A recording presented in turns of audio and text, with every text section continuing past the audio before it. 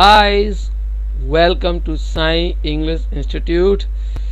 This is your Manoj sir. Today we are going to study new chapter. My dear students, पिछले video में हमने present continuous का basic level पढ़ा था.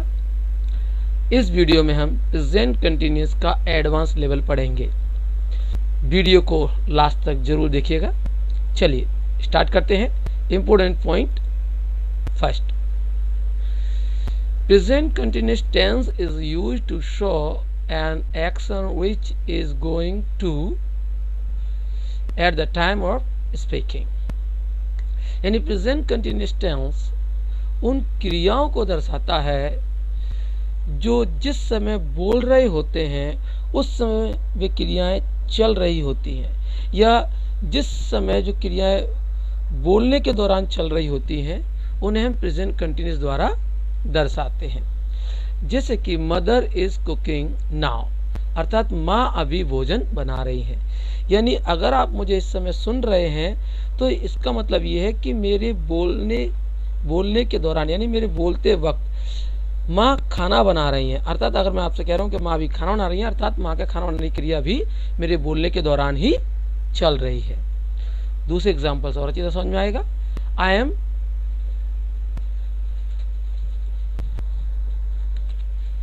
Listening songs, मैं गाने सुन रहा हूँ. तो आप देख सकते हैं कि मैं गाने सुन रहा हूँ, अर्थात मैं जिस समय बोल रहा हूँ मैं उसी वक्त गाने सुन रहा हूँ. Point number second, it is used to show such an action that is in regular process but it is not necessarily occurring at the time of speaking. यानी प्रेजेंट कंटिन्यूस टेंस में वे क्रियाएं भी आती हैं जो बोल रहे या बोलते समय वे क्रिया नहीं हो रही होती, लेकिन वे क्रिया होती रेगुलर फॉर्म में है. अर्थात वे क्रियाएं बोलने के दौरान भी हो रही होती हैं, उनसे पहले भी और उनके बाद भी. इसको एग्जाम्पल से अच्छी तरह से समझा जा सकता है. जैसे nowadays I am going to dance class, इन दिनों मैं डांस क्लास जा रहा हूँ. अर्थात मैं जिस वक्त बोल रहा हूँ उससे मैं नहीं जा रहा, लेकिन मेरी क्रिया डांस क्लास जाने की लगातार रेगुलर चल रही है. ये कुछ दिन पहले से चल रही है, अभी भी चल रही है और आने वाले दिनों में भी चल रही होगी. तो इस प्रकार से हम ये कह सकते हैं कि प्रेजेंट कंटिन्यूअस टेंस में केवल बोलते समय जो क्रिया होती हैं उनको दर्शाने के अलावा वे क्रियाएं भी दर्शाई जा सकती हैं जो इस वक्त यानी 2-4 दिनों के दौरान जो रेगुलर फॉर्म में चल रही हैं. नेक्स्ट एग्जाम्पल और समझने में मदद करेगा.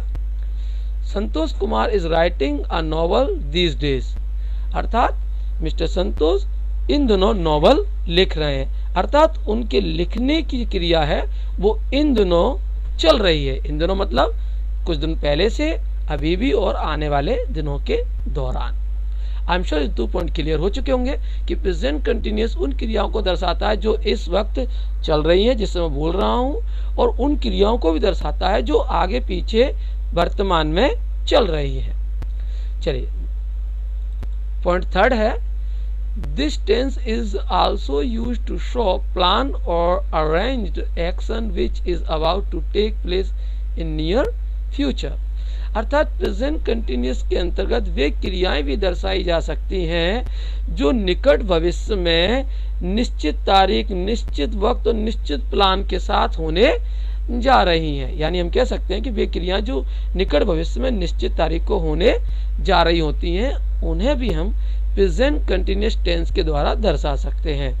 जैसे कि एग्जाम्पल से क्लियर हो रहा है, I am coming to your home this evening, आज शाम को मैं आपके घर आ रहा हूँ. अर्थात मेरे आने की क्रिया आज शाम को आपके घर हो रही है. यानी जिस वक्त मैं बोल रहा हूँ उस वक्त क्रिया नहीं हो रही है, बल्कि आने वाले समय यानी आज शाम को क्रिया हो रही है. अर्थात आज शाम को जो समय है वो फ्यूचर है और वो निकट भविष्य है. तो इस प्रकार से निकट भविष्य में निश्चित क्रिया होगी, उसको दर्शाने के लिए भी हम प्रेजेंट कंटिन्यूअस टेंस का यूज करते हैं. एक और एग्जांपल इसको समझने में मदद करेगा. My father is coming by 8 PM train on Saturday, अर्थात मेरे पिताजी 8 बजे वाली ट्रेन से सैटरडे को आ रहे हैं, यानी शनिवार को आ रहे हैं, जबकि शनिवार तो आने वाला वक्त है, यानी उस समय मेरे पिताजी 8 बजे वाली ट्रेन से आ रहे हैं। तो निश्चित घटना को दर्शा रहा है, इसीलिए प्रेजेंट कंटीन्यूअस में से बनाया जा रहा है। Important point 4, this tense is used for such an action that people do habitually in their lives.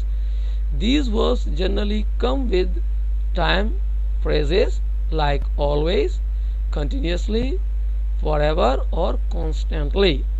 अर्थात प्रेजेंट कंटिन्यूअस टेंस का प्रयोग उन क्रियाओं के लिए भी होता है जिन्हें व्यक्ति या लोग आमतौर पर आदत के तौर पर उन्हें अपने जीवन में यूज करते हैं, या ये समझिए कि वे क्रियाएं उनकी आदतों में आ गई हैं और वो आदतों में आने की वजह से वो उन दिनों या उनकी रोजमर्रा के जीवन में चल रही है, या वो क्रिया दरअसल उनके रेगुलर फॉर्म में आ चुकी है। तो इस प्रकार से हम इस प्रकार की घटनाओं को जो बोलने के दौरान नहीं हो रही है लेकिन उनकी आदतों में आ गई हैं, तो उन्हें भी हम प्रेजेंट कंटिन्यूअस में दर्शाते हैं। और इस प्रकार की क्रियाओं में सामान्यतः टाइम एक्सप्रेसिंग वर्ब या ये समझे टाइम एक्सप्रेसिंग फ्रेजल के फॉर्म में सामान्यतः ऑलवेज, कंटिन्यूअसली, फॉरएवर और कॉन्स्टेंटली वर्ड निश्चित तौर पर आते हैं। अगर किसी एग्जाम्पल में ये शब्द आते हैं तो हम सबसे पहले उसे प्रेजेंट कंटिन्यूअस में ही बनाते हैं।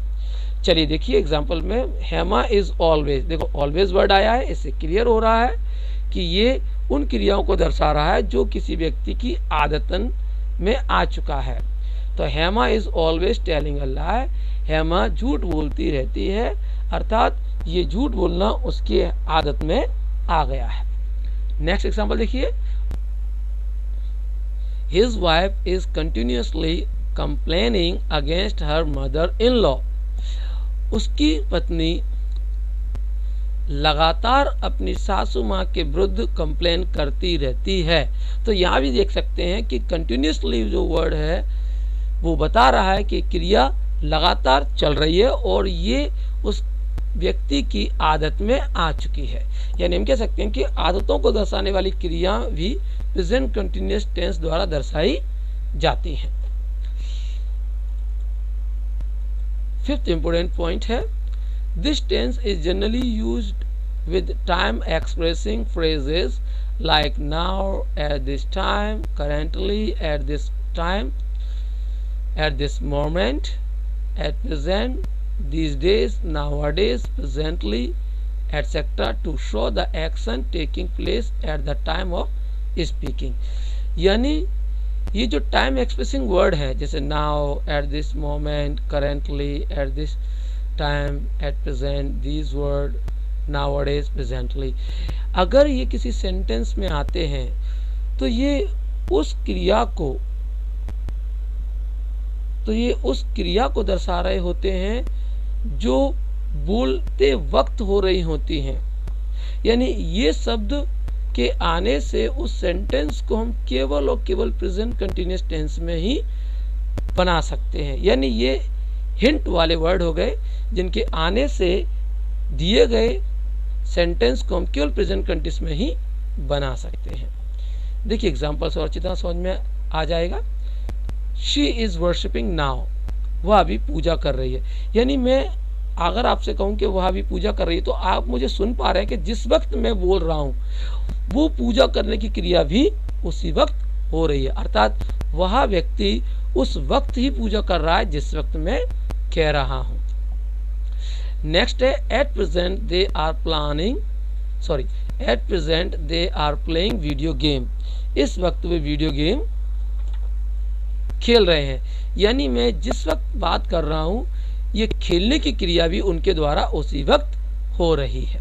तो इस प्रकार से ये शब्द प्रेजेंट कंटिन्यूअस टेंस को दर्शाने में हमारी मदद करते हैं। 6 इंपोर्टेंट पॉइंट बचा हुआ है। There are some verbs called involuntary verbs या non conclusive verbs are generally not used to express present continuous tense. Because these are short period verbs.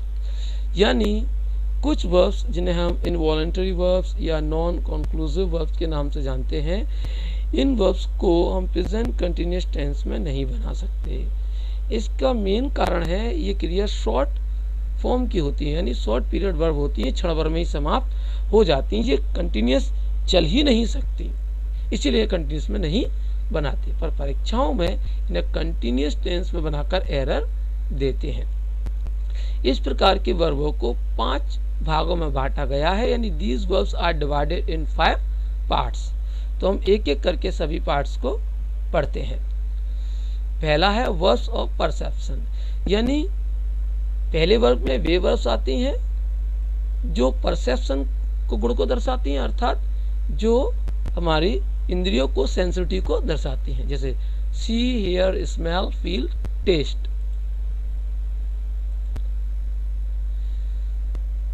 For example देखिए मैं यहाँ क्लियर बता दूं, see, hear, smell, feel, taste आदि ये ऐसी क्रियाएं जो क्षण भर में ही समाप्त हो जाती हैं, इन्हें हम कंटिन्यूस नहीं बना सकते। जैसे कि अगर हम कोई चीज़ खाते हैं तो टंग पर रखते ही, जीभ पर रखते ही हमें उस वस्तु का स्वाद पता चल जाता है कि वो मीठी है या खट्टी है या कड़वी है। इसी प्रकार से सी, जैसे सी का मतलब यहाँ वॉच से नहीं है, सी का मतलब है कि जैसे हम आंखें खोलते हैं जो हमें सामने दिखाई देता है वो सी है, तो वो भी क्षण भर में हो जाता है। तो इस प्रकार से ये परसेप्शन वे क्रियाओं को दर्शाता है या इंद्रियों वाली क्रियाओं को दर्शाता है, सेंसिटिव क्रियाओं को दर्शाता है, क्षण भर में समाप्त हो जाती है, हम कंटिन्यूस फॉर्म में नहीं बना सकते। जैसे कि we are seeing with our eyes, ये रॉन्ग हो गया, सीइंग नहीं हो सकता, we see with our eyes, ये सही है। ठीक, उसका क्विनिन इज टेस्टिंग वेटर, ये गलत है कि टेस्टिंग भी एक परसेप्शन वर्ब है, इसे कंटिन्यूस फॉर्म में नहीं बनाया जा सकता। तो क्विनिन टेस्ट वेटर ये राइट है। देखिए बी में है वर्ब्स ऑफ इमोशंस, अर्थात वे क्रियाएं जो भावनाओं को, इमोशंस को दर्शाती हैं, उन्हें भी हम प्रेजेंट कंटिन्यूस में नहीं बना सकते। जैसे कि hate, love, hope, like, want, wish, desire, refuse, believe, doubt, loathe, mind, care, detest, adore, appreciate, admire, fear, expect, respect, appreciate, dislike आदि।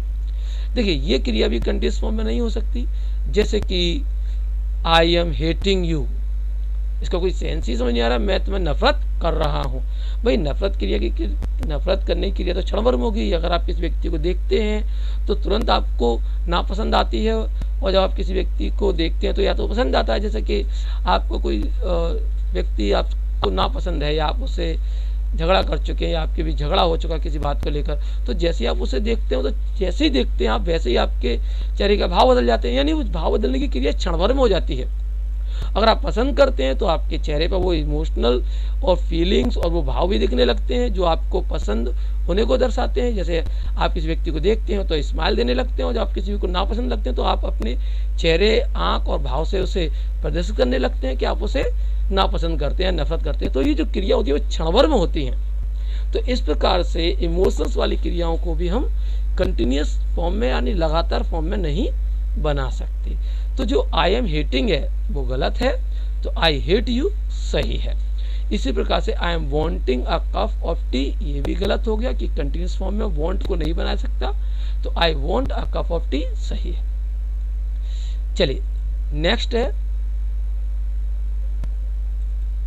वर्ब ऑफ थिंकिंग, यानी वे क्रियाएं जो सोचने समझने की गुणों को दर्शाती हैं, उन्हें भी हम कंटिन्यूअस फॉर्म में नहीं बना सकते। जैसे think, agree, suppose, trust, disagree, disbelieve, consider, trust, doubt, differ, find, forget, imagine, know, mean, realise, recollect, remember, understand, find आदि।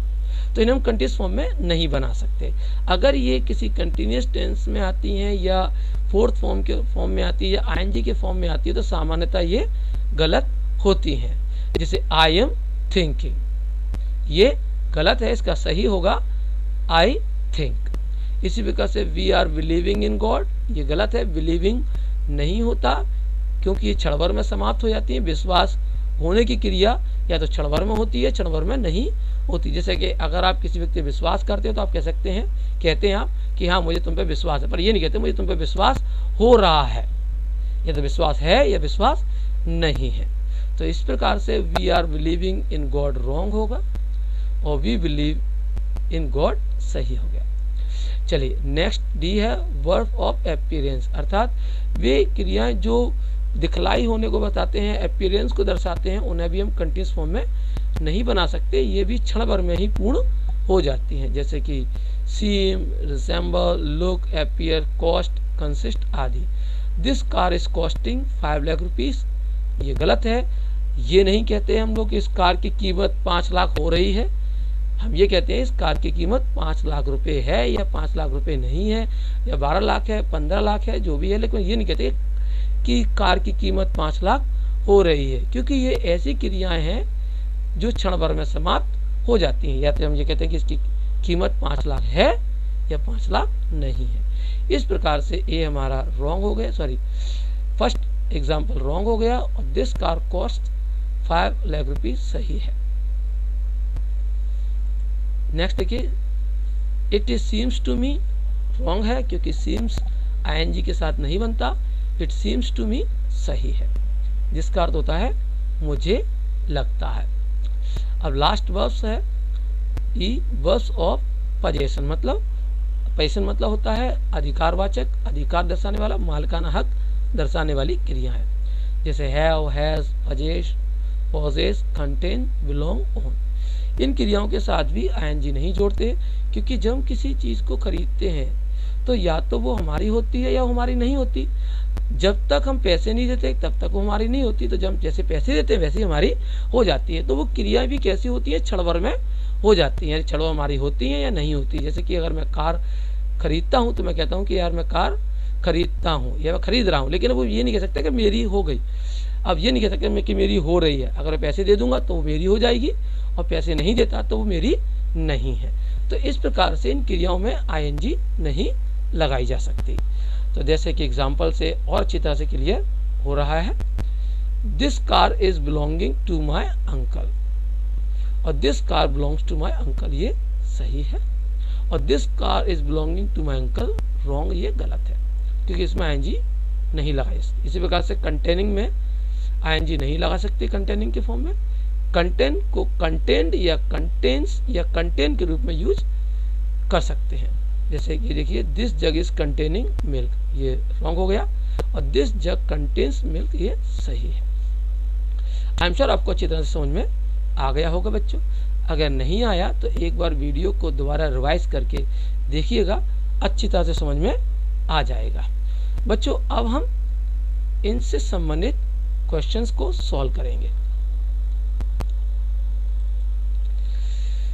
प्रैक्टिस पेपर 1, यहाँ मैं एक बात आपको बताना चाहूँगा, किसी भी पेपर को सॉल्व करने से पहले, खासकर इंग्लिश की बात कर रहा हूँ मैं, दिए हुए सेंटेंस को हम टाइम में डिवाइड करेंगे। हम ये देखेंगे कि दिए हुआ सेंटेंस एक्चुअली किस टाइम को बिलोंग करता है, वो प्रेजेंट को दर्शा रहा है या पास्ट को या फ्यूचर को, ताकि हमें दिए गए ऑप्शन को हटाने में और चुनने में आसानी हो जाए। दूसरा पॉइंट मैं ये बताना चाह रहा हूँ, हम सीधे आंसर को चूज नहीं करेंगे, कि कई बार ऐसा होता है कि आंसर एकदम हम सेंटेंस को पढ़ते हैं तुरंत आंसर लगा देते हैं, बाद में हम देखते हैं कि यार ये जो हमने आंसर लगाया वो तो करेक्ट था ही नहीं, बल्कि बगल वाला वो बिल्कुल सही आंसर था। तो इसी समस्या से बचने के लिए या इस प्रकार की गलतियों से बचने के लिए यहाँ मैं सबसे पहले आपको दिए हुए सेंटेंस के टाइम के अकॉर्डिंग ऑप्शन को हटाना और सही ऑप्शन को चुनने की क्रिया की प्रोसेस बताऊंगा। तो सबसे पहले हम टेंस को पढ़ेंगे। Our teachers ... all the fair copy now. तो नाउ वर्ड से क्लियर होगा कि टेंस प्रेजेंट कंटिन्यूअस का है। नाउ मतलब इस वक्त, इस वक्त मतलब जिस वक्त मैं बोल रहा हूँ ये उस समय हो रही घटना को दर्शाता है। तो इस प्रकार से हम इसमें पास्ट और फ्यूचर के ऑप्शन को हटाएंगे।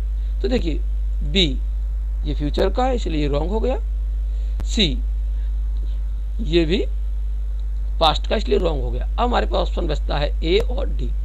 देखिए ए इसलिए नहीं हो सकता क्योंकि ए में क्रिया पूरी हो चुकी हैज चेक्ड मतलब प्रेजेंट परफेक्ट का है, और जबकि नाउ का मतलब है कि अभी क्रिया चल रही है। तो इस प्रकार से ये ए ऑप्शन भी हमारा रॉन्ग हो गया।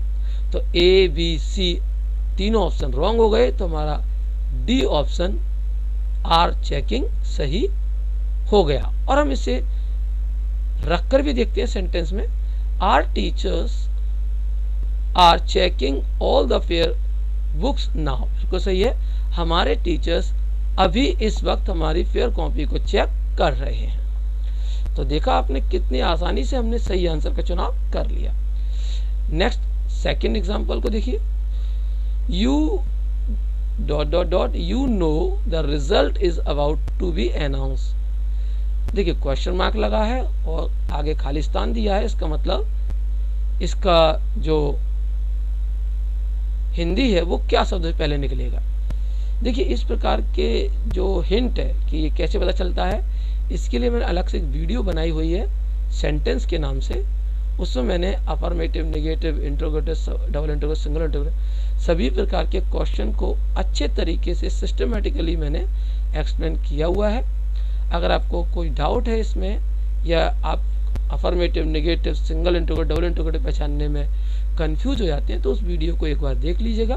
उसका लिंक मैंने डिस्क्रिप्शन में दे दिया है, आप उसको देखने के बाद इस पेपर को दोबारा सॉल्व कर सकते हैं। तो यहाँ देखेंगे कि dot dot dot you know the result is about to be announce. इसका अर्थ निकलता है क्या तुम जानते हो कि हमारा रिजल्ट अनाउंस होने वाला है, अर्थात ये क्रिया प्रेजेंट में होने वाली है। देखिए रिजल्ट अनाउंस होने वाला है मतलब प्रेजेंट में, मतलब कुछ दिनों बाद, यानी मैं बता चुका हूँ। अभी हमने एक इंपॉर्टेंट पॉइंट पढ़ाते समय बताया था कि जब कोई क्रिया निकट भविष्य में निश्चित समय पर, निश्चित तारीख, निश्चित दिन को होने जाती है तो फ्यूचर में न बनते हुए उसे प्रेजेंट कंडीशन में बना लेते थे। इस प्रकार से ये सेंटेंस है, ये प्रेजेंट को दर्शा रहा है, यानी प्रेजेंट कंटिन्यूस को दर्शा रहा है। तो सबसे पहले से इसमें से हम फ्यूचर और पास्ट के ऑप्शन हटाएंगे। तो देखिए बी हमारा फ्यूचर का है, तो ये ऑप्शन अलग हो, गलत हो गया, और सी हैड जो पास्ट का है, ये ऑप्शन भी हमारा रॉन्ग हो गया।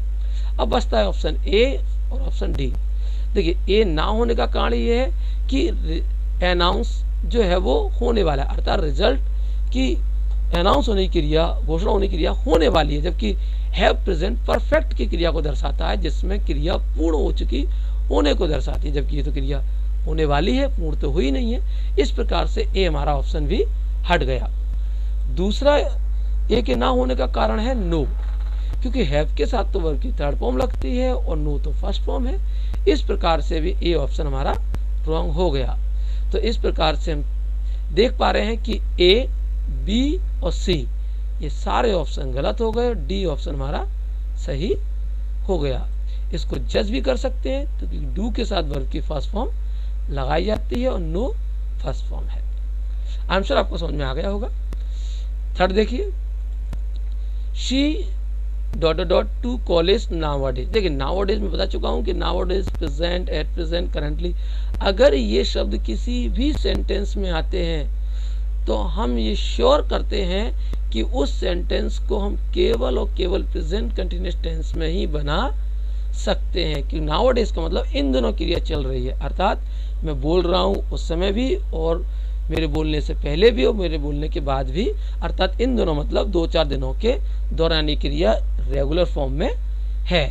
तो यानी समझ गए हम कि इसमें से रेगुलर फॉर्म वाला ऑप्शन कौन सा है। वॉज गोइंग ये तो पास्ट का है, विल हैव गॉन ये तो पास्ट फ्यूचर का है, और विल गो ये पास्ट का है, जबकि ये तो क्रिया विल गो फ्यूचर की है, वो क्रिया स्टार्ट होने को है, जबकि ये तो नाउअडेज लगातार होने को दर्शा रहा है, वो भी वर्तमान में। तो ए, बी, सी हमारे ऑप्शन गलत हो गए और डी ऑप्शन हमारा सही हो गया, क्योंकि इज गोइंग प्रेजेंट कंटिन्यूअस को दर्शाता है। तो इस प्रकार से हम प्रैक्टिस पेपर ए को सॉल्व कर चुके हैं मेरे बच्चों। ये रहा मेरी तरफ से मेहनत, जो मैंने आपको कॉपी करने की ट्रिक और तरीका बताया। अब मैं आपको पेपर सॉल्व करने के लिए दे रहा हूं। तो नाउ प्रैक्टिस योरसेल्फ। तो प्रैक्टिस पेपर सेकंड की टेस्ट हम कर चुके हैं, प्रैक्टिस पेपर थर्ड, और ये है प्रैक्टिस पेपर 4। आप इन्हें सॉल्व कीजिएगा और सॉल्व करने के बाद आपको इनकी आंसर शीट की रिक्वायरमेंट होगी तो वो आपको डिस्क्रिप्शन बॉक्स में मिल जाएगी। वहाँ एक लिंक है, उस लिंक पर आप क्लिक कीजिएगा और आपको सभी पेपरों के आंसर शीट मिल जाएगी। इसी पेपर की नहीं, और भी जो पुराने पेपर हुए हैं उनकी भी आंसर शीट आपको उसमें मिल जाएगी। मेरे बच्चों, आई एम श्योर आपने आज प्रेजेंट कंट्रीज को अच्छी तरह से समझा और आपने वीडियो को एंजॉय किया। तो thank you so much video देखने के लिए, और प्लीज़ मेरे चैनल को लाइक, शेयर, सब्सक्राइब जरूर करें, और हाँ, बेल आइकन दबाना ना भूलें ताकि मेरे आने वाली वीडियो की सभी नोटिफिकेशन आपको टाइम टू टाइम मिलते रहे। Thank you so much, have a nice day, good bye, take care.